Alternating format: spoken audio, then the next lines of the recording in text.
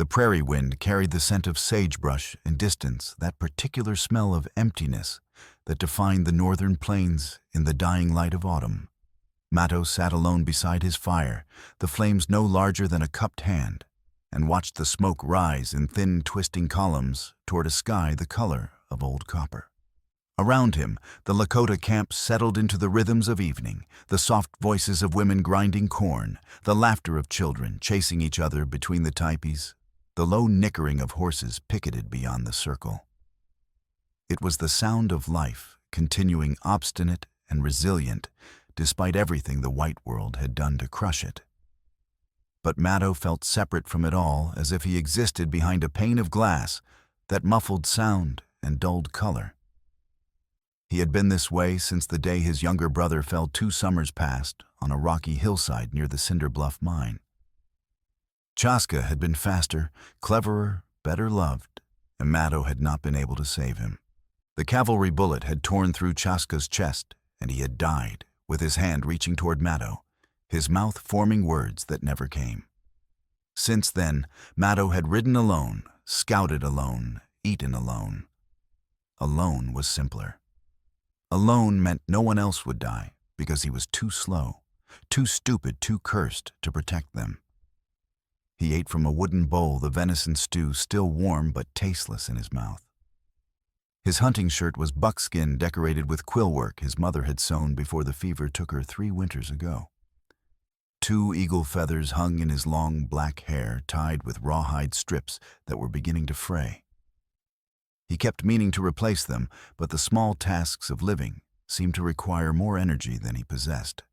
The scar on his left shoulder, where the same skirmish that killed Chaska had marked him, pulled tight in the evening chill, a dull ache that never quite faded. He touched it sometimes without meaning, to the way a man might worry a loose tooth with his tongue. The fire crackled, and a piece of sagebrush caught and flared, filling the air with its sharp, resinous perfume. Matto closed his eyes and tried not to think of Chaska, but the effort was useless. His brother was always there, a shadow at the edge of vision, a voice he almost heard when the wind blew just right. "You should have stayed with me," the ghost seemed to say. "You should have been faster." "I know," Matto whispered to the fire, to the ghost, to the empty air. "I know." A shadow fell across the flames. Instinct honed by 2 years of riding scout along hostile borders sent Matto's hand to the knife at his belt before his eyes even lifted. A woman stood there, white, gaunt, trembling. Her dress had once been decent calico, but now it was torn and stained with dust and sweat and something darker that might have been blood. A shawl wrapped tight around her shoulders did little to hide the way her entire frame shook with exhaustion. Against her chest, swaddled in faded cloth, a baby slept with the terrible stillness of complete depletion. Beside her, a small boy clung to her skirt, his bare feet caked with dirt, his eyes fixed not on Matto's face, but on the bowl in his hands. The woman's face was pale, hollowed by hunger and fear, and when she spoke, her voice carried the thick, careful accent of someone for whom English was a learned tongue, each word weighted with the effort of translation. "My son's hungry," she said. "Can we stay a while?" Matto did not move. His gaze flicked past her to the ridge that rose beyond the camp, and there, faint but unmistakable in the failing light, he saw plumes of dust rising against the darkening sky. Riders, moving in a wide sweep, searching. The woman followed his look, and her throat worked as she swallowed. Her fingers tightened on the boy's shoulder, and Matto saw the raw red circles around her wrists, rope burns, fresh enough that they still wept clear fluid. He had seconds to decide. A white woman with children appearing at dusk, with armed men on her trail, was either catastrophe incarnate, or the weapon his people desperately needed against the mine that was poisoning their water. The question was which, and the answer would determine whether his people lived or died. He set down his bowl and rose to his feet. The movement was slow, deliberate, and every eye in the camp turned toward the fire. Conversations faltered. The laughter of the children died away. The horses shifted nervously, sensing the change in the air. "You bring riders," Matto said flatly. His English was serviceable, but spare, each word a tool to be used with precision. "I bring what they want back," the woman replied, and her hand moved to press something flat against her spine beneath the shawl.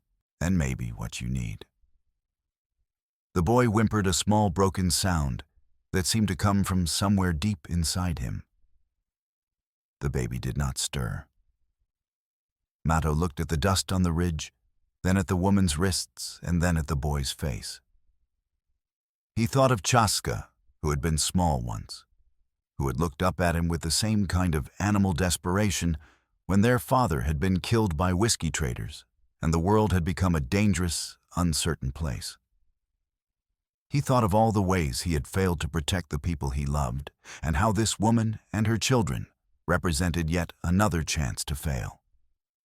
But he also thought of Dragonfly Creek, which no longer ran clear, of children who sickened from drinking poisoned water, of the land that was being stolen piece by piece, claim by fraudulent claim, while men like Horatio Briggs grew fat on silver and corruption. He made his choice. "Sit," he said, gesturing to the fire. "But if those riders come here, you answer for it." The woman's knees buckled as she sank down, and relief flooding her face so completely that she had to bite her lip hard enough to draw blood to keep from weeping. The boy collapsed beside her, and Matto handed him the bowl without a word. The child ate with the desperate mechanical efficiency of someone who did not know when or if he would eat again, cramming the food into his mouth with both hands and barely pausing to chew. On the ridge, the dust plumes paused. Matto could almost feel the riders' eyes sweeping the camp, calculating, weighing their options. Then slowly the plumes turned east, away from the teepees and toward the open prairie. For now they had withdrawn, but they would be back. Men like that always came back. Matto sat down again and watched the woman and her children with the same careful attention he gave to tracking signs on the prairie, every detail, noted every weakness, assessed every potential threat, evaluated. He did not trust her. He did not know if he ever could. But for tonight at least, she was his responsibility, and he would not let her die on his watch, even if it killed him. Chief Dohassan was not a tall man, but he carried authority in the set of his shoulders and the deep lines carved into his face by years of impossible decisions. He approached the fire with two warriors flanking him, their hands resting on the hilts of their knives, their expressions as unreadable as stone. The camp had gone silent, every person waiting to see what judgment would fall. Matto rose and spoke in Lakota, his words quick and low. He explained what little he knew, the woman, the children, the riders, the bundles she carried beneath her shawl. He did not vouch for her, nor did he condemn her. He simply laid out the facts and waited for judgment, as was proper. Dohassan studied the woman in silence for a long moment. She met his gaze without flinching, though her hands trembled where they rested on the boy's shoulders. When the chief finally spoke, it was in halting but clear English. "Name?" "Liesel," she said, and her voice was steadier now, fed by the small measure of safety the fire provided. "Liesel Kraus. My husband died on the wagon road 3 months past. Cholera took him in 2 days. I worked in the mine camp to keep my children fed. I had no other choice." "Why you run?" She hesitated, then reached beneath her shawl and drew out a bundle wrapped in oilcloth. She set it on the ground between them with a care that spoke of both its value and its terrible danger. "Maps," she said. "Ledgers. Papers that show what the mine did, what they made me do. I did not understand at first, but when I did, when I realized, I took them and I ran. They will kill me for this. But maybe they can help you." Matto crouched and unwrapped the bundle. Inside were sheets of heavy surveyor's paper, covered in precise lines and neat annotations and a leather-bound ledger filled with columns of numbers and signatures. He could not read the white man's script fluently, but he recognized the shapes, boundaries, elevations, water sources, mineral deposits. These were the tools by which white men claimed land, and in their precision lay both truth and lies, often so cunningly mixed that even trained eyes could not separate them. Dohassan grunted and gestured with his chin. The council fire was lit in the center of the camp, and the elders gathered in a half-circle, their faces grave as carvings. Liesel was brought forward. The boy Niels, she said his name, was clinging to her side like a burr. The baby Ruth slept on her tiny chest, rising and falling, with the shallow, rapid breaths of infancy. The debate was sharp and swift, voices rising and falling in the rhythmic cadence of Lakota argument. Some of the warriors wanted her gone before dawn. White women brought white soldiers, and the band could not afford another fight. Others argued for caution. If she carried evidence of the mine's crimes, it might be worth the risk. But it was Liesel herself who tipped the balance in a way none of them expected. She crouched beside the council fire and took up a stick. In the dirt, with quick, sure strokes, she sketched the layout of the Cinder Bluff mining camp. The main shaft, the storage sheds, the powder magazine where they kept the dynamite locked behind iron doors. The drainage ditch that fed poisoned runoff into Dragonfly Creek, and the sluice gates that controlled the flow. She drew with the confidence of someone who had walked those paths every day for months, who had memorized the placement of guards and the routines of the foreman without even realizing she was doing it. Maddo leaned forward, startled. Her drawing matched his own observations from dangerous distant scouting rides, when he had crept close enough to count rifles and horses, close enough to see the stains on the ground where chemicals had killed even the hardy prairie grasses. She had been inside. She knew their vulnerabilities in a way he never could. She cooked in the mine camp, Maddo said to Dohassan in Lakota. She knows where their heart is, where they are weak. An older warrior named Hanska spat into the fire, his contempt evident. And when they come for her with guns and warrants, we bleed. Again. How many more of our young men must die for white troubles? They come anyway, Maddo replied, his voice flat and hard. They have been coming for 2 years. They will keep coming until we are dead or driven away. Maybe now for once we know where to strike first. Maybe now we have a chance to win instead of just survive. Dohassan's gaze rested on Liesel, then on the papers spread before him, then on the boy who had fallen asleep against his mother's leg, his small body finally surrendering to exhaustion. The chief's decision, when it came, was measured and heavy with the weight of leadership. She stays, he said, at the edge of camp, guarded day and night. If trouble comes because of her, it falls on you, Long Shadow. You brought her here. You carry the burden of what follows. Maddo bowed his head, accepting the weight as he had accepted so many others. I understand. I accept it. That night, Liesel and the children were given a small teepee near the horse herd, far enough from the center to be watched carefully, close enough to be defended if necessary. Maddo's cousin, a teenage boy named Shyla, was assigned to keep watch, though his excitement at the responsibility made him less effective than Maddo would have liked. The boy was young, eager, and had not yet learned that vigilance was a slow, grinding discipline that wore down the spirit as surely as water wore down stone. Near midnight, Niels woke screaming from a nightmare and bolted from the teepee before Liesel could catch him. He ran blindly toward the horses, still half trapped in whatever terror his dreams had conjured. A spooked pony reared its hooves, slashing the air like scythes, iron-shod and deadly.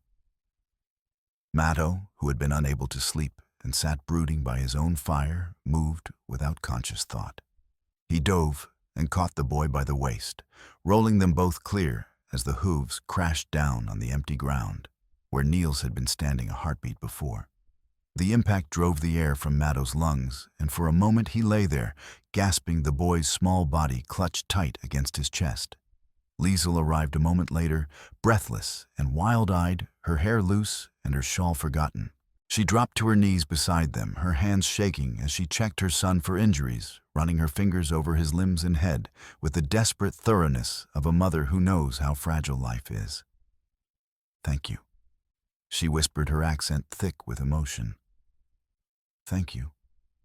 I cannot if he had been hurt, if I had lost him too."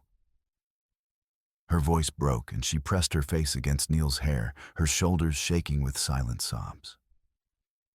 The boy clung to her, crying now, all the fear he had been holding back pouring out in great racking gasps.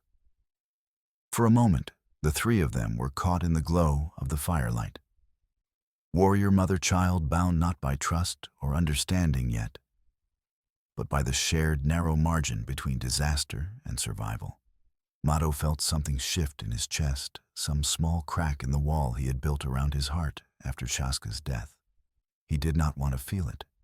He pushed it down, buried it deep, and rose to his feet without another word. He walked back to his own fire and sat down, staring into the flames, and trying not to think about how the boy's weight had felt in his arms, how natural it had been to protect him, how much it had reminded him of Chaska. Behind him, Liesel watched him go, her arms wrapped around her son. She did not understand this man, this warrior who moved like a shadow and spoke in clipped, careful words. But she understood that he had saved her child's life without hesitation, and that was a debt she did not know how to repay. She returned to the teepee, holding Niels close, and lay awake for a long time, with Ruth nestled beside her. In her sleep, she had dreamed of copying lines in candlelight, of Briggs's heavy hand guiding hers, and beneath the words she wrote, blood had seeped through the paper like ink spreading through cloth. She had tried to stop, but her hand had kept moving, signing names she did not know. When she looked up, men in uniforms were watching her with cold, accusing eyes. She did not understand the dream, but she understood the guilt it carried. Whatever she had done in that mine camp, it had been worse than she had allowed herself to believe. And now, whether she willed it or not, she was going to have to face the truth of it. The night wind blew cold across the prairie, carrying with it the distant howl of coyotes and the closer sound of horses shifting in their sleep. In his teepee, Matto lay awake and listened to the sounds of the camp and thought of his brother's ghost and wondered if redemption was even possible for a man like him. Outside, the stars wheeled overhead in their ancient patterns, indifferent to the struggles of the small, fragile creatures below. Dawn broke cold, and clear the sky, a pale, merciless blue that promised no comfort and no rain. Matto was checking the horses, running his hands over their legs to feel for heat or swelling, when the sound of hoofbeats rolled across the plain like the opening notes of a thunderstorm. 6 riders came hard and fast, kicking up clouds of grit and alkali dust that hung in the still morning air behind them like a banner. They did not slow as they entered the camp, scattering children and dogs, forcing their way to the center with the casual arrogance of men who believed themselves beyond consequence or retribution. At their head rode Horatio Briggs. He was a heavy man, broad in the chest and thick in the belly, dressed in a tailored frock coat of fine wool that had no place on the prairie. His face was flushed red from the ride, a network of broken capillaries across his nose and cheeks, speaking of years of heavy drinking. But his eyes were pale and cold, and calculating, the eyes of a man who saw the world only in terms of profit and loss, and who had never encountered a problem he could not solve with money or violence. Beside him rode his foreman, a man called Mean Mike Gentry, whose scarred knuckles and flat, dead stare needed no introduction. He was known throughout the territory as a man who enjoyed his work, and his work was breaking things, machinery, rock faces, and when necessary, human beings. 2 mine guards flanked them, hard-faced men with rifles resting across their saddles. Behind them came a weasel-faced bounty hunter Matto recognized from wanted posters tacked up in territorial towns, a man named Claw Foot Thompson, who was said to have killed 3 Cheyenne for the scalp bounty and never lost a night's sleep over it. Briggs reined in hard, his horse dancing nervously beneath him, foam flecking its mouth from being ridden too hard for too long. He surveyed the camp with the expression of a man inspecting livestock he intended to purchase or slaughter. "That woman belongs to my camp." He called out, his voice carrying across the teepees like the crack of a whip. "She is a thief and a liar. She stole property that belongs to me, legal documents and company records. I have papers that prove she was under contract to the Cinder Bluff Silver Company. You are harboring a criminal, and by God you will surrender her now or face the consequences." Matto stepped forward, positioning himself between Briggs and the teepee, where Liesl crouched with her children. Chief Dohassan emerged from his lodge, moving with deliberate calm, flanked by warriors whose hands rested on their weapons. The old chief's face showed nothing. No fear, no anger, only the terrible patience of a man who had survived more threats than Briggs could imagine. Matto translated Briggs's words into Lakota, his voice level and emotionless, though inside he felt the familiar tightness in his chest that came before violence. Around him, the warriors shifted, checking their weapons with small, unconscious movements. Liesl's face had gone the color of old paper. She clutched Ruth tighter and whispered urgently to Matto in English, her words tumbling out in a desperate rush. "He is lying. I was never under contract. I worked for food and shelter, that is all.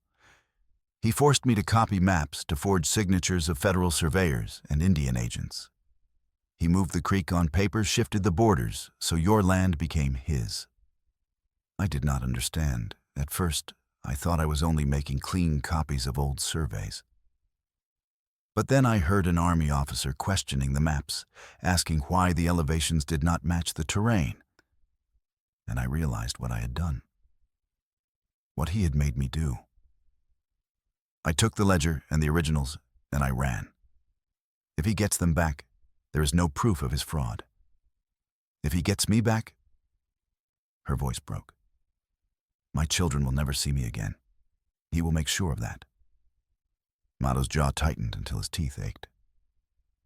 He relayed the essence of it to Dohassan in quick-clipped Lakota, though he softened nothing and spared no detail. The chief's expression darkened like a sky before a thunderstorm. Briggs was still talking, his voice rising with each word, the veins in his neck standing out like cords. "You have no right under territorial law to harbor a white woman against her employer's claim. I will bring soldiers. I will bring federal marshals and writs of seizure. Hand her over now, and we can settle this like civilized men. Defy me, and by thunder, you will regret it. Every last one of you will regret it." A young warrior named Two Horses, barely older than Shyla, and hot-headed in the way of young men who have not yet learned that courage and stupidity are often indistinguishable, jerked his rifle up and pointed it at Briggs. "We do not take orders from you, white man. This is our land. You have no authority here." Mean Mike's response was instant and brutal. His rifle cracked the sound sharp and flat in the still air, and the bullet kicked up dirt directly at Two Horses' feet. The young warrior flinched, but held his ground, and for one terrible second, the camp teetered on the knife edge between peace and massacre. Another Lakota fired back, not at Briggs, but into the air. A warning shot that nevertheless shattered the fragile equilibrium. Horses reared and screamed. One of the mine guard's mounts bolted, nearly throwing its rider. Children began to wail, and women grabbed them and ran for cover behind the teepees. For 10 seconds, the world was chaos. Grit flew in choking clouds. The acrid smell of gunpowder filled the air, sharp and chemical. Bullets smacked into teepee poles and shattered clay pots with high, ringing cracks. Matto bodily shoved Liesl and the children behind a fallen log, covering them with his own body as the world exploded into violence around them. He felt the heat of a bullet pass so close to his head that it stirred his hair, and then another that splintered the log inches from his hand sending sharp fragments of wood into his palm. When the smoke and dust finally settled, one of Briggs's guards lay crumpled in the dirt, blood spreading dark and fast beneath him from a wound in his neck. The man's horse stood over him, trembling and wild-eyed.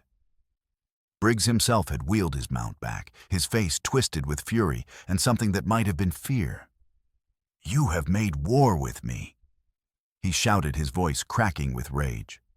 "You hear me, Long Shadow. You and that thieving woman will swing from a rope, and I will take this valley clean. I will bring the cavalry down on you like the wrath of God. Mark my words, you will all pay for this day's work." He spurred his horse savagely and rode out his remaining men, following in a thunder of hooves. One of them dragged the dead guard's body by a rope, leaving a long dark smear in the dirt that looked like a wound across the earth itself. The silence that followed was worse than the gunfire. It was the silence of inevitability, of a line crossed that could never be uncrossed. The kind of silence that came before storms and battles and the end of things. Chief Dohassan turned slowly to face Mato. His voice was quiet, but it carried the weight of all the years and all the losses, all the treaties broken and promises betrayed. Now we have crossed the line. There is no going back from this. You know what comes next. Mato looked at Liesel, who was trembling violently, her hand pressed over Niels's mouth to keep him quiet. Ruth whimpered softly against her chest, sensing her mother's fear, even in sleep. "Yes," Mato said. "I know. War was coming. Not the quick, brutal raids of the old days, but something slower and more final. The kind of war that ended with empty camps and broken people scattered to the winds. The kind of war no one survived whole, even if they survived at all. And it was his fault. He had brought the woman here. He had accepted responsibility for her. Now his people would pay the price for his decision, and there was nothing he could do to stop it, except finish what he had started. He met Dohassan's eyes and saw understanding there, and forgiveness, and a kind of weary resignation that was worse than anger. "I will take her away," Mato said. "Tonight. We will go to the White Doctor in Cinder Bluff. If anyone can help us reach a judge, it is him. If not..." He paused, searching for words that would not sound like empty promises. "If not, then at least the trouble follows me, and not the camp." "And if they kill you on the road?" Dohassan asked. "Then I will have failed one more time," Mato replied. "It will not be the first." That night, under a sky heavy with clouds that promised rain, but delivered only wind, Mato led 2 ponies to the edge of camp. Liesel strapped Ruth to her chest with a length of cloth, her movement stiff and awkward from exhaustion and the ache in her shoulder where she had struck the wagon during the gunfight. Niels climbed up behind her, his small hands gripping her waist with desperate strength. The ledger and maps wrapped in oilcloth and tied with leather cord lay flat against Mato's ribs beneath his shirt. They felt heavier than their physical weight, as if they carried not just evidence, but the accumulated sins of all the men who had lied and stolen and murdered in the name of silver and progress. They forded Dragonfly Creek in darkness, the water cold and swift tugging at the horses' legs, with the insistence of something alive and hungry. The creek ran shallow here, barely reaching the horses' knees, but Mato could smell the taint in it, the chemical sharpness of tailings, and the faint sour stench of poisoned water. It had not always been like this. He remembered drinking from this creek as a boy, the water so clear and cold it hurt his teeth. Halfway across, the sound of hoofbeats echoed from upstream, sharp and rhythmic, sweeping closer with every heartbeat. Mato hissed a warning and kicked his pony forward. A muzzle flash lit the night like a lightning strike, and the crack of the rifle followed a heartbeat later. A bullet slapped the water near Liesel's boot, sending up a spray that soaked her skirt. Her pony reared eyes, rolling white with panic, threatening to pitch all 3 of them into the current.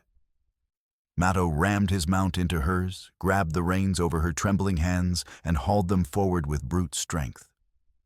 Shots sparked off stones, ricocheting with high, angry whines that sounded like furious insects. On the far bank, they plunged into a stand of scrub cottonwoods branches, clawing at their faces and tearing at their clothes. Behind them, the riders splashed into the creek, shouting to one another in rough, overlapping voices. Matto did not look back. He drove the horses cross-country, cutting through gullies and dry washes, using every trick he had learned in 2 years of scouting hostile territory. The wind picked up cold and fierce, carrying their scent away from any tracking dogs and covering the sound of hooves on stone with its own low, constant moan. By midnight, the pursuit had faded into silence, or perhaps the riders had simply lost the trail in the darkness. Matto led them to a rocky overhang, barely large enough to shelter the 4 of them and the horses. He dared a tiny fire no larger than his palm, using dry grass and buffalo chips that gave off little smoke or visible flame.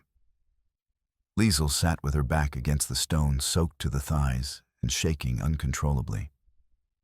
Her teeth chattered so hard she could not speak. Niels had finally fallen asleep, curled against her side like a small animal seeking warmth. Ruth fussed softly, her tiny mouth working in hunger, but Liesl was too numb with cold and strain to even hold the tin cup of water Matto filled from his canteen. Without a word, he crouched beside her and cupped her hands in his, warming them with his own body heat before carefully guiding the cup to her lips. She drank in small, desperate sips, and some of the water ran down her chin because her mouth was shaking too much to hold it all. Matto said nothing. He simply held the cup steady until she had drunk her fill, then refilled it and held it again. The gesture was practical, born of necessity and the long habit of survival. But there was no denying the intimacy of the moment and the narrow space between them, and their breath steaming in the frigid air, their eyes meeting in the flicker of firelight. Matto felt that crack in his chest widen a little more, and he hated it. He did not want to care about this woman. He did not want to feel responsible for her beyond the basic duty he owed any helpless creature. But he could see the exhaustion in her face, the fierce determination that kept her upright when any sane person would have collapsed, and he found himself thinking that perhaps strength came in forms he had not learned to recognize. She is not your responsibility, he told himself. You owe her nothing beyond getting her to safety. After that, she is someone else's problem. But even as he thought it, he knew it was a lie. She had become his responsibility the moment he let her sit by his fire, and responsibilities once accepted did not end simply because they became inconvenient or dangerous. Liesl saw something shift in his expression, some small softening of the hard, guarded lines of his face, and felt a flicker of hope she had not allowed herself to feel in months. This man had risked everything to protect her and her children. She did not know why. She was afraid to ask because asking might break whatever fragile understanding existed between them. But she was grateful beyond the capacity of language to express, and she held his gaze until he looked away, uncomfortable with the weight of her gratitude. Neither of them spoke. Sleep, when it came, was shallow and broken, haunted by the sound of distant hoofbeats that might have been real or might have been the echoes of their own fear. They reached the outskirts of Cinder Bluff, 2 days later, moving only at night and hiding during the day in ravines and box canyons that offered concealment from watching eyes. The town sat in a valley carved by the slow, patient work of ancient water, and from the ridge above Matto could see the mine works sprawling like an open wound across the hillside. Smelter smoke hung over everything, turning the air thick and yellow, and even from this distance he could hear the constant clang of machinery and the dull roar of the stamp mills crushing ore. They approached through the livery at dawn, when the streets were still half empty and the miners were either asleep or too drunk to notice much of anything. Dr. Samuel Hart's surgery was a narrow building wedged between a saloon and a boarding house, its windows grimy with accumulated soot. Matto knocked twice, paused, and then knocked once more, a signal Samuel had taught him years ago in better times, when the doctor still believed his words might change things. The door opened a crack, and a sharp, tired eye peered out through the gap. Then recognition sparked, and the door swung wide. "Sweet, merciful, get inside." Samuel said, his voice hoarse from years of pipe smoke and shouting over the noise of the stamp mills. "Quickly, before every bounty hunter in town sees you standing on my doorstep." The loft above the surgery was cramped and stifling despite the cold outside, the air thick with the smell of medicinal herbs, old tobacco, and the faint chemical tang of carbolic acid. Samuel was a man in his 60s, his beard stained yellow from decades of pipe smoke, his back bent from years of leaning over patients. But his hands were steady, and his eyes missed nothing. He spread the ledger and maps across a battered table, studying them by lamplight, and his frown deepened with each page he turned. Different hands. He muttered more to himself than to them. Same ink, though. And look here, the slant of these signatures is too similar. Someone guided the hand that wrote these. Someone who knew exactly what they were doing. He looked up at Liesel, and his expression was not unkind, but it was unsparing. "This is your handwriting, ma'am." Liesel nodded, shame coloring her cheeks, a dull, painful red. He said it was only copying, that the original surveyors had written too roughly for government filing, and they needed clean copies. He praised my neat hand. He stood behind me when I signed the names, guiding my wrist, saying it had to match the old documents exactly, or the land office would reject them. I did not understand what I was truly doing until I overheard an army surveyor questioning why the creek on the maps curved east when the actual creek curved west. That was when I knew. When I finally understood what I had helped him do. Her voice broke, and she pressed her hands against her mouth, trying to hold back the sob that threatened to escape. "I stole your people's land. With my own hand, I stole it. And I did it to keep my children fed." Samuel set the papers down, with a care that suggested he understood their terrible weight. "You were used, ma'am. Used by a man who saw you as nothing more than a tool. That does not absolve you of guilt. The law does not care much about intentions, but it makes you a victim as well as a perpetrator. If we can get these documents to a judge, if we can prove that Briggs orchestrated this fraud, then maybe we have a chance. But they might still hang you for forgery. You need to understand that." Matto stood by the window, watching the street below through a gap in the grimy curtain. Men moved through the mud like shadows, their faces gray with silver dust, their shoulders bent under invisible weights. "If she does not speak, Briggs keeps the land," he said quietly. "If she speaks, she risks the gallows. There is no path that does not lead through blood or chains." "No," Samuel agreed, striking a match to light his pipe. "There never is. But the truth has a way of demanding to be told, one way or another. The question is whether we can get it to someone who still cares about justice before Briggs buries us all." For the next week, they lived in the cramped loft like fugitives, venturing out only when absolutely necessary, and then only in darkness. Shyla, who had insisted on following despite Matto's explicit orders to stay with the band, proved useful as a runner. The boy was young and clever, and his excitement at being part of something dangerous made him reckless in ways that were both useful and terrifying. He moved through the alleys and back streets, gathering news where Briggs's men were searching, what the bounty hunters were saying in the saloons, whether federal marshals had been summoned. It was Shyla who brought them the news about Dusty Bill. "There is a white man," the boys said one evening, breathless from running. "An old rancher. He sits outside the saloon every day drinking and talking to no one. The barkeep says his name is Calhoun, Dusty Bill Calhoun. He lost his ranch to drought 3 years ago and has been living on charity ever since. He is harmless, I think. just sad. "Why are you telling me this?" Matto asked. "Because when I asked him for water from the public trough, he gave me bread instead," Shyla replied. "He said no child should go hungry, not even—" The boy hesitated, then finished quietly. "Not even a savage." "But he said it kindly, Uncle," like he was ashamed of the word. Matto felt a flicker of something that might have been pity. He knew what it was to lose everything, to be reduced to begging for scraps from people who despised you. "Stay away from him," he said. "Kindness can be a trap, and desperation makes people do terrible things." But Shyla did not listen.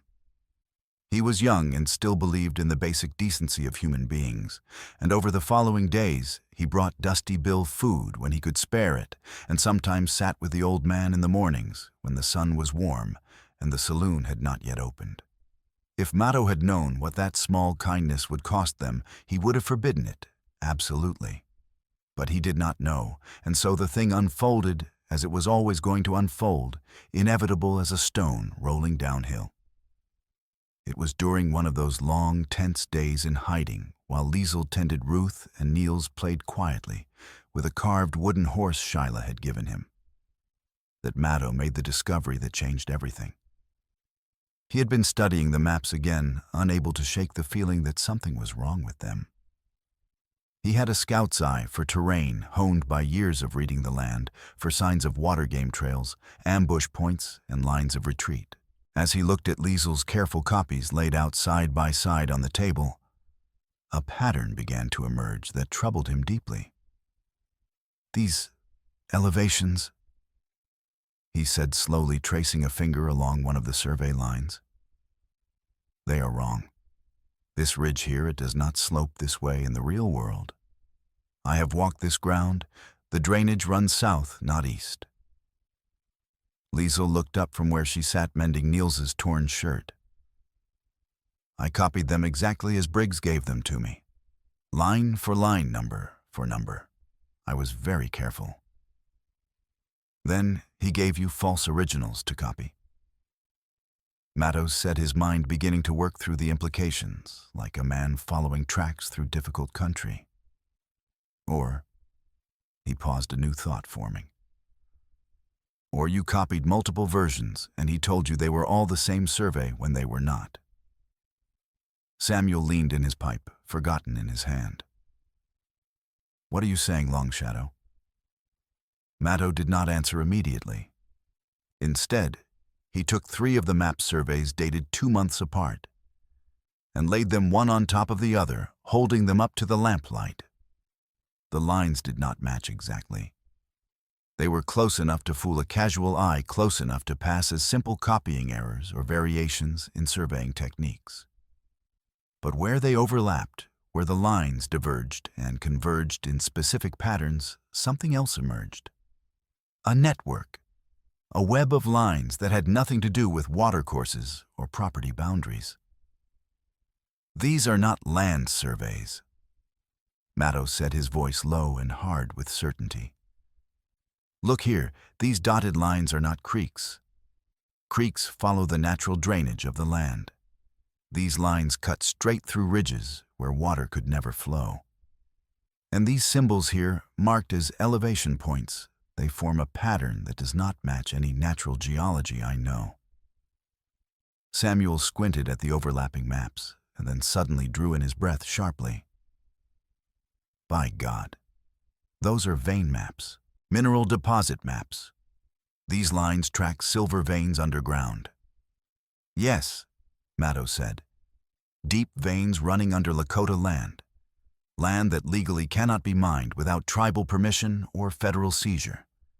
Briggs was not just stealing the surface, he was mapping what lies beneath so he would know exactly where to dig when he finally pushed us off. And he used Liesl to create a false record, a set of surveys that look legitimate but hide the true deposits. If anyone ever questioned the original surveys, they would find only her copies, which make it look as though the silver veins run under his own claims, not ours." The silence that followed was profound and terrible. Liesel stared at the maps, her face draining of color, as the full scope of what she had unwittingly helped create became clear. Samuel exhaled slowly, smoke curling from his lips like a visible sigh.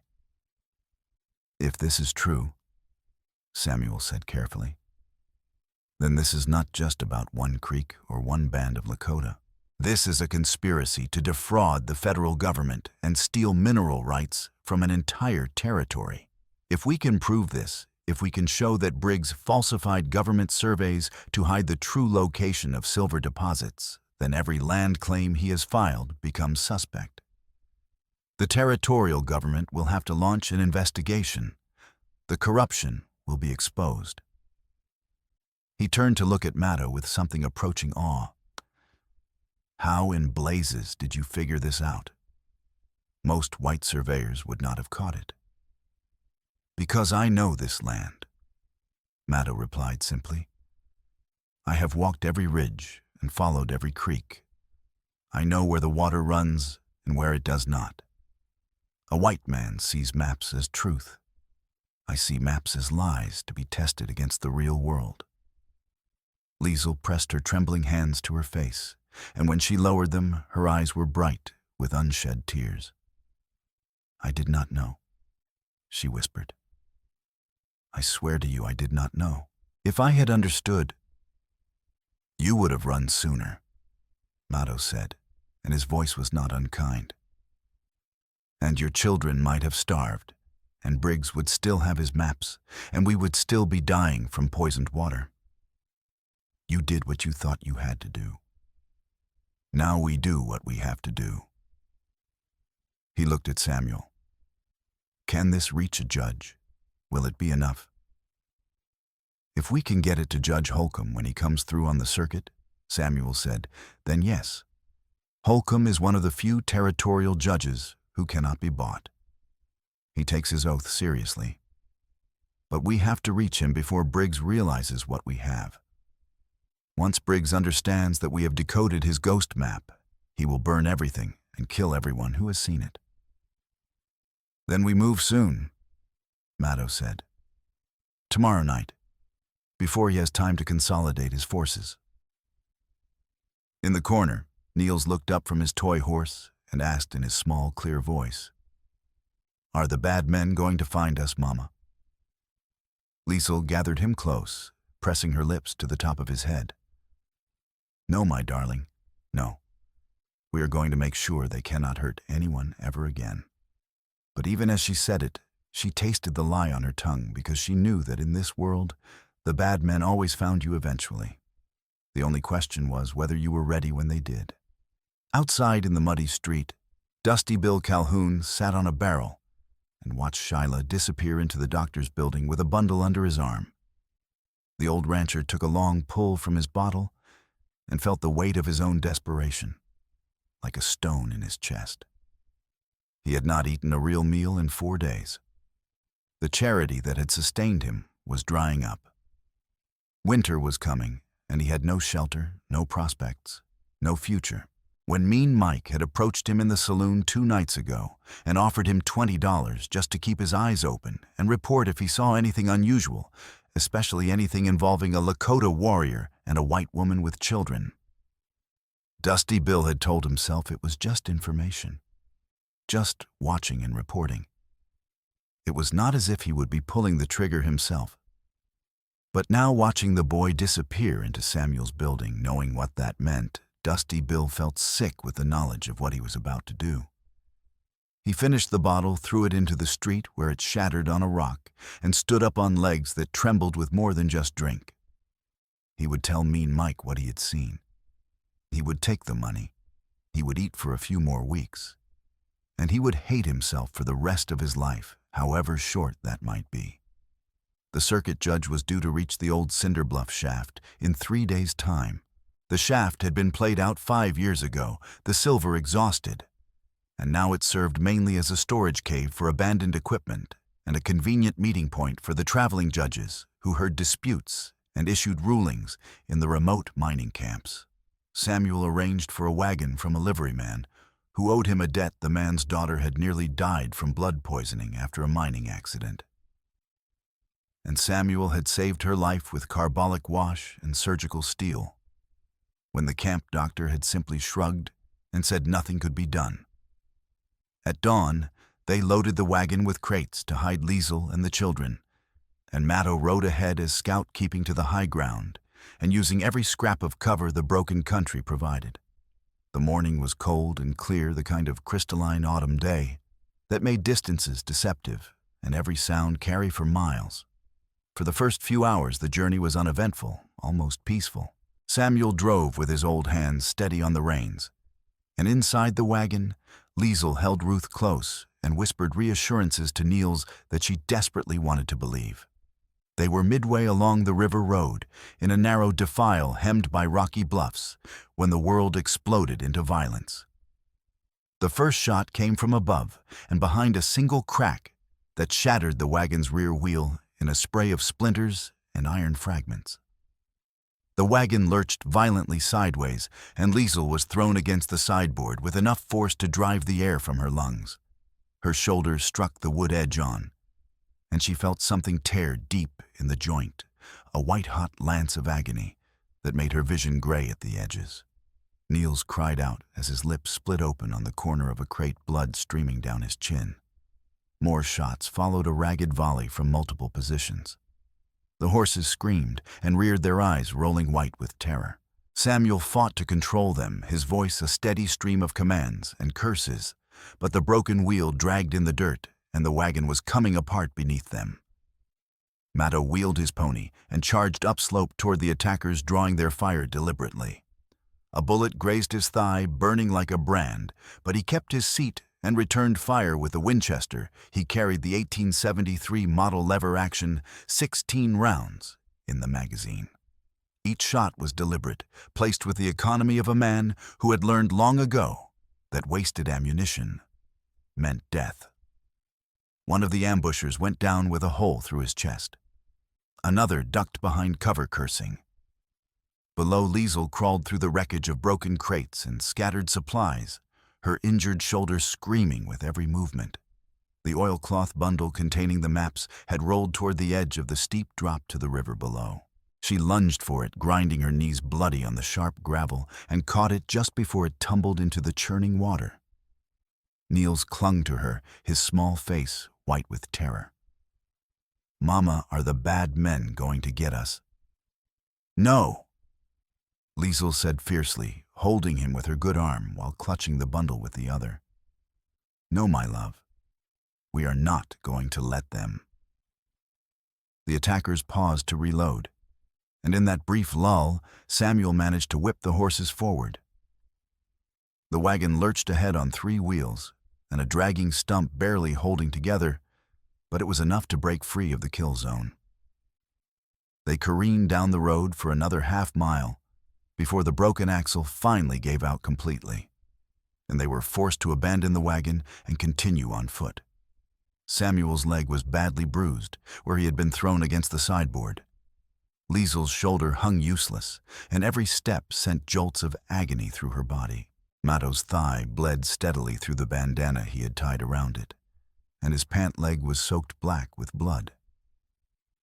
"The mine," Matto said, his voice tight with pain. "The old shaft. It is the only shelter close enough to reach before they catch us." They stumbled through the brush and rock, supporting each other, while behind them the sound of hoofbeats grew steadily louder. The mine entrance loomed ahead, like the mouth of some great beast, dark and waiting. And in the town they had left behind. Dusty Bill Calhoun sat outside the saloon with $50 in his pocket, 20 from Mean Mike, and 30 more that Briggs himself had pressed into his hand an hour ago. He had told them about the wagon. He had told them about the route Samuel always took to reach the old shaft. He had given them everything they needed to set up the ambush. The money felt like lead in his pocket, heavy and cold and poisonous. He ordered another bottle and tried to drink himself into oblivion. But oblivion would not come. All he could see when he closed his eyes was the boy young Shyla, with his bright smile and his generous heart, who had given him bread when he was hungry, and sat with him when he was alone. And now that boy was going to die because of what Dusty Bill had done. The old rancher sat in the morning sun and wept, tears running down through the stubble on his face, and hated himself with a purity of loathing that was almost clean in its completeness. The abandoned mine shaft yawned before them, like the entrance to the underworld itself. The timbers framing the entrance were black with age and rot, the supporting beams sagging under the accumulated weight of decades and the slow, patient work of decay. Once this shaft had bled silver into Horatio Briggs's coffers and made him one of the wealthiest men in the territory. Now it held only darkness, stale air that smelled of damp stone and ancient decay, and the silence of a place where men had died in pursuit of metal that would never love them back. Matto led them inside, the Winchester in his hands, and every sense straining against the oppressive dark. Samuel followed, limping heavily, one hand on the wall to steady himself. Liesl came last, Ruth strapped to her chest and Niels clinging to her skirt, his eyes wide and unseeing in the blackness. They lit 2 lanterns, the flames guttering and smoking in the thin, stale air. The tunnel sloped downward at a shallow angle, the floor slick with moisture that seeped from the walls in slow, patient rivulets that had been running for decades. Old ore cart rails ran along the ground, rusted and buckled, where ancient cave-ins had twisted them into grotesque shapes. "We go deeper," Samuel said, his voice echoing strangely in the confined space, bouncing off walls and coming back distorted. "If Briggs comes, and he will come, mark my words, we can defend the narrow passages better than the entrance. A bottleneck is our only advantage." Matto nodded, though every instinct he possessed screamed against descending further into this tomb. But Samuel was right. In the open, they were targets. In the dark, they had a chance. Not a good chance, but a chance nonetheless. Outside, the sound of hooves and men's voices grew louder. Briggs had arrived, and from the sound of it, he had brought substantial force. Matto counted at least 8 distinct voices, maybe more. Mean Mike was there, his rough bark unmistakable. And there were others, bounty hunters, gunslingers, men who killed for money and thought nothing of it. Inside the mine, Shyla crept toward the entrance, trying to count the enemy and gauge their intentions. A rifle cracked shockingly loud in the enclosed space, and the bullet tore through his upper arm, spinning him around. He crashed into the wall with a cry of pain, and one of the lanterns fell from its hook and shattered on the stone floor. Kerosene spread in a glowing pool, and for one terrible second, it seemed as though the entire tunnel would catch fire. Samuel moved with the speed of a much younger man, stomping out the flames with his boots before they could spread to the dry timbers. The sharp chemical smell of burning kerosene filled the air, mixing with the coppery scent of blood. "We cannot stay here," Samuel said, his voice tight with urgency and pain. "If they set a charge at the entrance, we are buried alive. We need to get to the ventilation shaft." Matto knew the shaft. Samuel meant he had explored this mine as a boy, before it had been declared too dangerous for children to play in. There was a narrow ventilation chute that climbed at a steep angle to a ledge above the entrance. If they could reach it, they might be able to attack from above and turn the tables on their pursuers. But the path to the ventilation shaft passed through a section of tunnel where the support beams were so rotten they crumbled at a touch. Getting through would be dangerous. Getting through with wounded and children would be nearly impossible. They moved through the darkness, Matto leading the way, with the remaining lantern held high. Shyla followed, supported by Liesl despite her own injury, leaving a wet, shining trail of blood on the stone. Behind them, a muffled explosion shook the ground, Briggs's men testing the dynamite, gauging how much they would need to bring the entire structure down. The blast sent a shock wave through the tunnel that Matto felt in his bones. Dust rained from the ceiling in choking clouds, and somewhere deeper in the mine, timbers groaned with the sound of wood under impossible strain. One of the central support beams in the rotten section shifted visibly, and cracks spiderwebbed through the stone around it like lightning frozen in rock. They reached the collapsed section. The beam above them sagged in the middle, bowed under the weight of thousands of tons of earth and stone. It would not hold much longer, perhaps a few minutes, perhaps only seconds. One more explosion, one more shift in the unstable ground above, and the entire ceiling would come down. Someone had to hold the beam. Someone had to brace it long enough for the others to crawl through to safety. Samuel looked at the beam, then at the others, and in his eyes was a kind of terrible peace. He had known, perhaps from the moment they entered the mine, that this was how it would end for him. He was old, his leg was badly injured, and he would only slow them down in whatever came next. "Go," he said quietly, moving to position himself under the sagging timber. "I will hold it as long as I can." "No." Matto said, his voice raw with sudden desperate emotion. "We go together. We carry you if we have to, but we go together." "There is no time for that, Long Shadow," Samuel replied, and his voice was gentle, almost kind. "You know there is not. I wrote to Judge Holcomb months ago. I started this. It is fitting that I end it here." He braced his back under the timber, his old legs trembling with the strain, his face already going red with effort. "Your fight is ahead, not here. You have to make sure the truth gets out. You have to make sure this matters." Liesel grabbed Matto's arm, her fingers digging into his muscle hard enough to leave bruises. "If you stay, my children die," she said, her voice breaking. "Please, Matto, please, we have to go. We have to let him do this."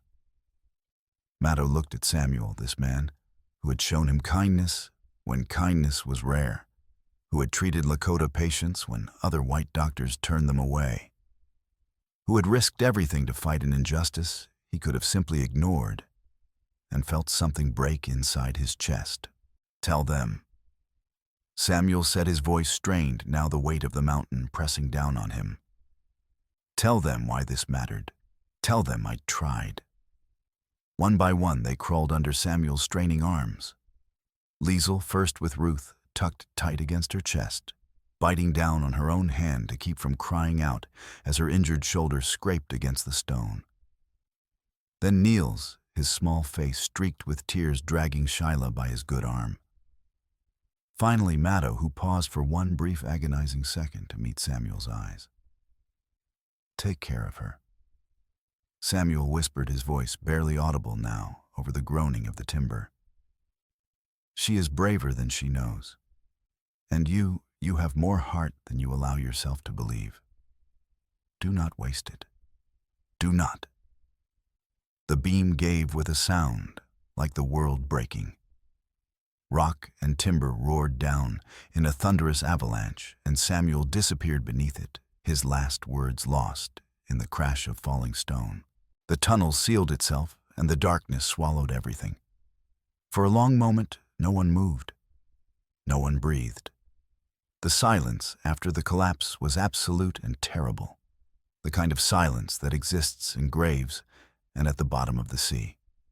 Then Liesel began to cry, not the quiet, restrained tears of grief held in check, but great racking sobs that shook her entire body.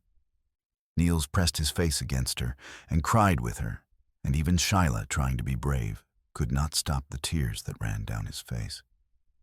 Matto stood frozen, his hands clenched into fists, so tight his nails cut crescents into his palms. He wanted to scream, to rage, to tear at the stone with his bare hands until he could reach Samuel's body and give him a proper burial. But there was no time for grief. There was never time for grief. Grief was a luxury for people who survived, and they had not survived yet. "Move," he said, his voice flat and dead. "We move now, or we die here, and everything Samuel did means nothing." They climbed. The ventilation shaft was barely wide enough for a man's shoulders, a claustrophobic chimney of rough-cut stone that climbed at a steep angle toward a circle of daylight far above. They climbed in darkness, their fingers finding holds in the rough stone, their lungs burning with the effort and the thin, stale air. Liesel climbed with one good arm, Ruth strapped to her back, every movement a small agony. Mato climbed below her, ready to catch her if she fell. And above them, Shyla climbed with his wounded arm, hanging useless, using only his legs and his good hand, and a determination that bordered on the superhuman. When they finally emerged onto the narrow ledge above the mine entrance, the sunlight was so bright it hurt, and for a moment Mato could see nothing but white glare. Then his vision adjusted, and he saw Briggs and his men clustered below arguing. Briggs held a wooden box in his hands, stamped with red warnings. Dynamite. Nobel's patent explosive 6 sticks remaining after the test blast. Enough if placed correctly to bring down the entire hillside and bury the mine entrance under 1,000 tons of rock. Set the charge. Briggs was saying, his voice carrying clearly in the still air. Set it deep right at the main support. I want that entrance sealed so thoroughly, even God himself could not dig them out. Mean Mike moved forward with the box, and Mato knew they had only seconds to act. He positioned himself behind a boulder, the Winchester steady despite the pain in his leg and the grief that threatened to choke him. Liesel crouched beside him, holding the rifle Samuel had insisted she learn to use. Her hands shook, but her eyes were clear and hard with purpose. When I shoot, Mato said quietly, you aim where I tell you, and you pull the trigger. Do not think, do not hesitate, just shoot. She nodded, and in her face he saw the same determination he had seen when she drew that map in the dirt by the council fire. She was not a warrior, but she was a mother fighting for her children's lives, and sometimes that was fiercer than any warrior's rage. Mato sighted carefully, exhaled slowly, and squeezed the trigger. The shot took one of the bounty hunters in the chest, dropping him instantly. Before the echo had faded, Mato worked the lever and fired again, this time aiming for the dynamite box. The bullet struck the corner, and the box flew from Mean Mike's hands, tumbling down the slope. For one frozen heartbeat, every man below stared at the rolling box in horror. Then one of the bounty hunters panicked and fired wildly at the hillside, and his bullet struck one of the scattered dynamite sticks. The explosion was instantaneous and catastrophic. Flame and smoke erupted in a column that seemed to reach the sky itself. The shockwave hit like a physical blow, and Mato felt it in his chest, in his bones, in his teeth. Rock and debris flew in all directions. The remaining dynamite detonated in a chain reaction, and suddenly the entrance to the mine was gone, replaced by a crater of shattered stone and charred timber. Men screamed and ran, their clothes on fire, their faces blackened. Horses bolted in terror, the air filled with choking smoke and the smell of burned flesh. Liesel fired into the chaos, and though her first shot went wide, the second forced Mean Mike to dive behind cover. She fired again, and this time the bullet sparked off the rock near his head, close enough to draw blood from flying stone chips. And then, from the group of men below, one figure broke away and began to climb toward them with desperate, clumsy haste. For a moment, Mato thought it was another attacker, and he swung the Winchester to bear. But the man was not climbing to attack. He was climbing to help. It was Dusty Bill Calhoun, his face twisted with something that looked like grief or rage, or perhaps both at once. He reached Mean Mike's position, and without warning, without a word of explanation, he raised his rifle and shot the foreman in the shoulder. "No more!" Dusty Bill screamed, his voice cracking. "No more, I will not, I cannot." Mean Mike spun, fury and pain warring on his face, and his return shot caught Dusty Bill square in the chest. The old rancher staggered backward, his eyes going wide with surprise. and then he fell tumbling down the slope to land in a crumpled heap at the bottom. Maddow used the confusion to scramble down a side path, working his way toward where Briggs had taken shelter. The mine owner had retreated to a narrow cut above the river, his back to a 60-foot drop and a knife in his hand. He was heavier than Maddow older, but desperation made him dangerous in ways that cunning never could. They came together in a brutal, graceless struggle. Not the clean choreography of dime novels, but the ugly, desperate wrestling of men who knew that losing meant death. Briggs slashed with the knife, and the blade caught Maddow across the ribs, cutting through his shirt and opening a long, shallow gash. Blood bloomed hot and red, soaking his clothing. Maddow grabbed Briggs's wrist and twisted using leverage and the slope of the ground to force the larger man off balance. They crashed to their knees at the very edge of the precipice, gravel sliding beneath them and tumbling down into the churning water below. The sound of the river was a constant roar, like the voice of the earth itself, demanding sacrifice. Briggs was stronger than Maddow had expected. He forced Maddow back inch by terrible inch toward the drop. Maddow's boot slipped on the loose stone, and for one breathless, terrible moment, he teetered on the edge, the roar of the river filling his ears and the sky spinning above him like a wheel. From above, Liesl saw him falter and felt her heart stop. Without thinking, she moved to the edge of the ledge and kicked loose the largest rock she could reach. It tumbled down, gathering speed, and struck Briggs's hand with enough force to break bones. Briggs screamed and lost his grip on the knife. Maddow surged forward, driving his shoulder into the man's chest, and together they slammed down onto the stone. Maddow ended up on top, his forearm pressed across Briggs's throat, cutting off air, and his own knife, the one his father had given him, the one he had carried since he was old enough to hunt, pressed against Briggs's spine. "Move," Maddow said quietly, his voice barely more than a whisper, but somehow carrying all the weight of 2 years of loss and grief and rage. "And I will kill you so slowly, you will beg me to finish it." Briggs wheezed, beaten. The fight drained out of him like water from a broken pot, and he went limp beneath Maddow's weight. A moment later, a shaken deputy from Cinder Bluff arrived, drawn by the explosions and the smoke visible for miles. He took in the scene, the bodies, the blood, the destroyed mine entrance, and leveled his rifle with hands that shook so badly the barrel wavered like a branch in the wind. "Drop the knife," he said. "You are under arrest, all of you." Maddow looked at him, then at Briggs, and made a choice. He dropped the knife and stepped back, his hands raised. Justice, he had learned, was not always swift or satisfying. But it was the only tool they had left, the only way to make sure this story ended with something other than more graves. He met the deputy's eyes and said in clear, careful English, "We will come peacefully. But first, you need to send for the circuit judge. We have evidence of crimes that reach all the way to the territorial capital. And if you do not act on that evidence, then all of this blood and death will have been for nothing." The deputy hesitated, then slowly lowered his rifle. "Judge Holcomb is due here this afternoon," he said. "He can hear your testimony then.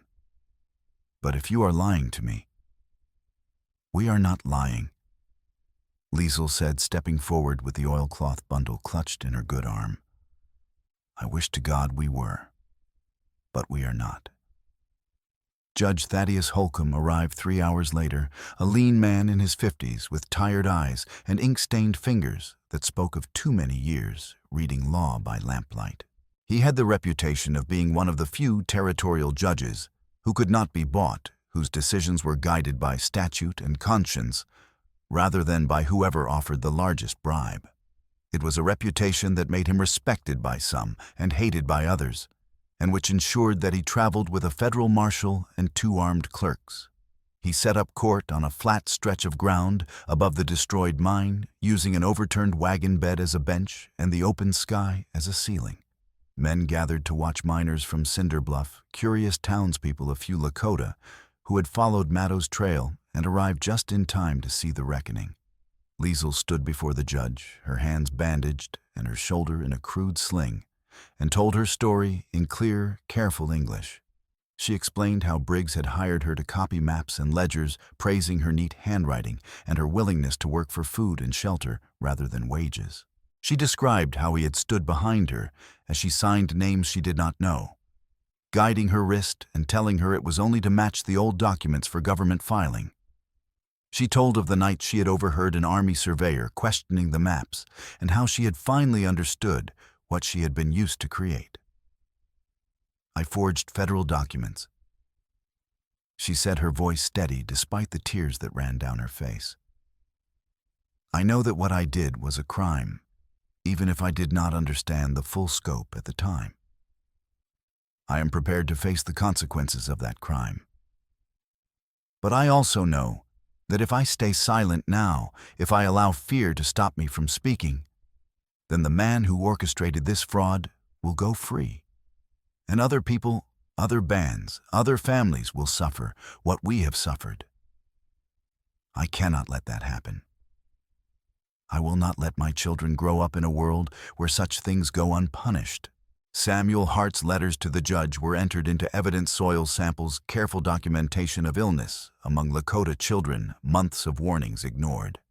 Then Maddow stepped forward and presented the ghost map, explaining in halting but precise English how he had discovered the pattern, how the overlapping surveys revealed the true locations of silver veins running beneath land that legally belonged to his people.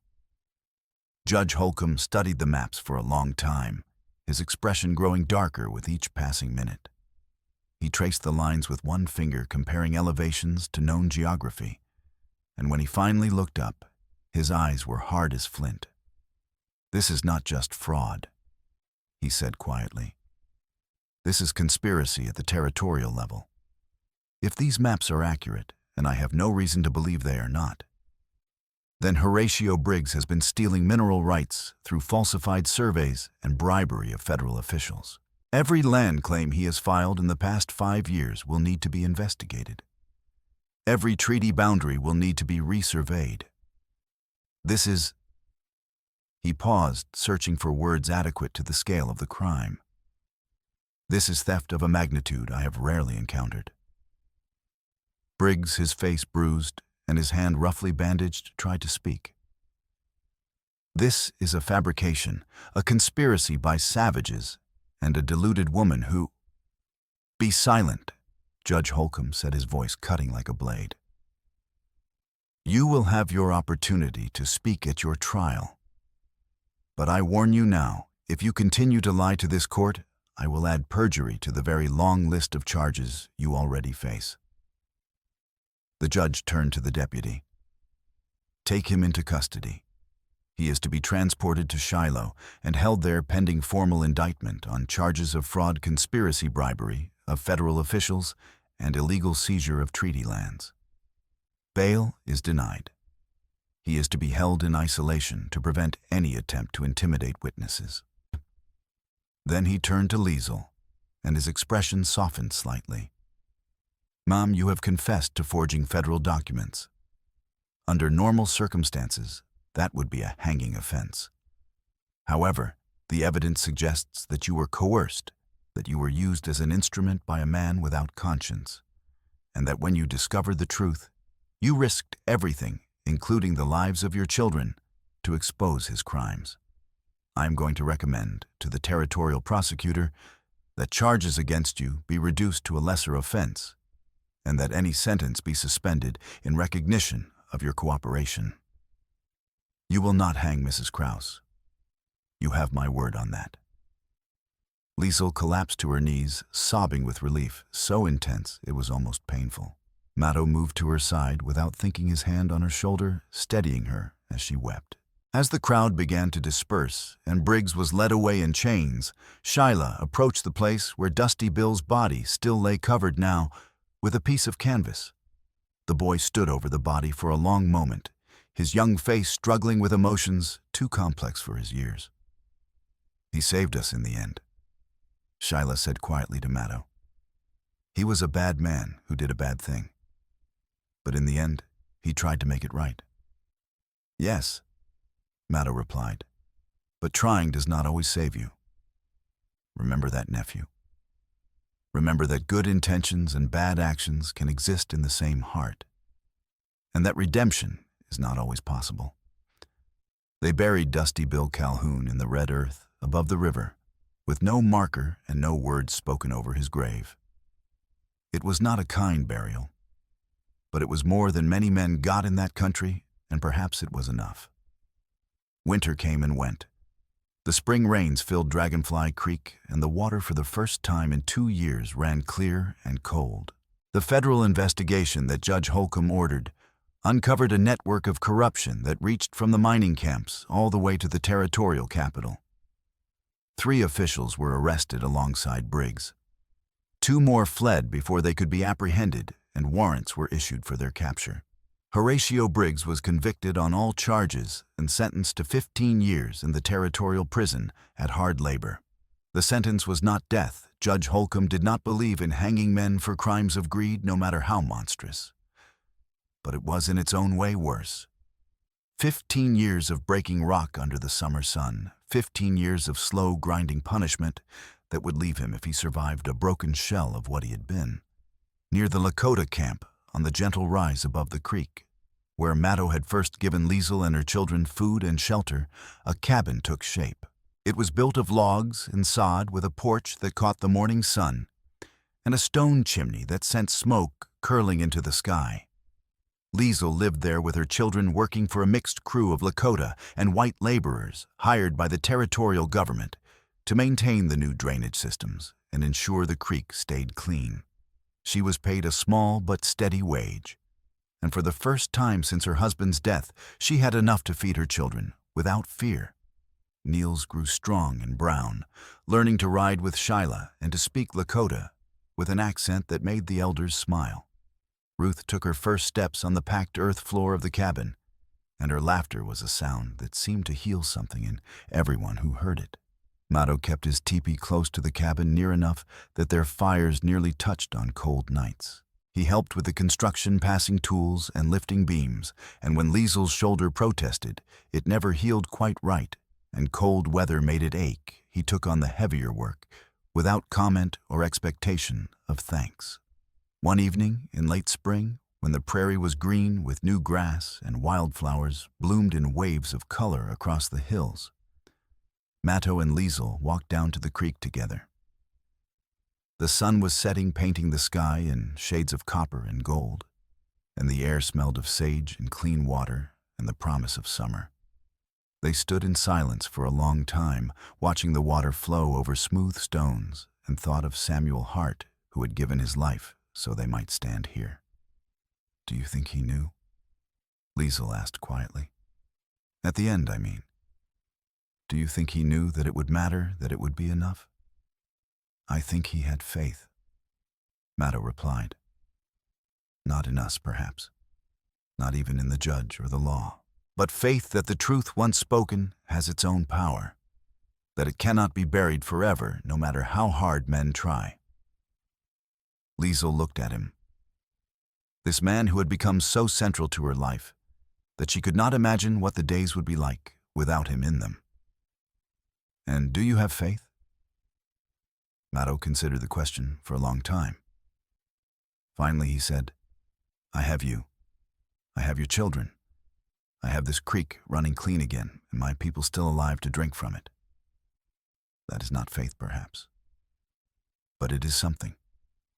It is enough to keep walking forward." He reached out and took her hand in his, and the gesture, simple, deliberate, said everything that words could not.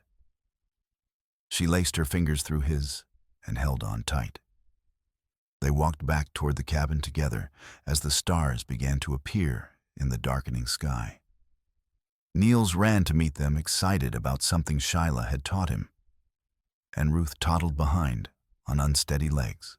Matto swept her up into his arms, and she laughed and tangled her small fingers in his hair. That night around the shared fire they ate together, not as strangers thrown together by necessity, but as family. The wounds they carried, both visible and invisible, would never fully heal. Samuel would never return. Chaska would never return. The things that had been lost could not be recovered. But they had the fire, the children's laughter, the creek running clean, and the promise that tomorrow might be a little better than today. In this hard country where survival was never guaranteed and justice was rare as rain, that was enough. It had to be enough. And in the distance on the hill where Samuel Hart's clinic was being built with funds from his will, a clinic that would serve any who needed healing regardless of the color of their skin or the language they spoke, a light burned in the window. A beacon for the lost, the wounded, the desperate, a reminder that even in darkness, even in the face of cruelty and greed and all the terrible things that human beings do to one another, there are still those who choose to fight for something better. Still those who believe that truth matters, that justice is worth dying for, that love quiet, steady earned through shared suffering is the only force strong enough to hold back the dark. The long shadow had lifted. The water ran pure, and two people who had been strangers bound together by necessity and danger and grief had become something neither of them thought possible again. They had become home.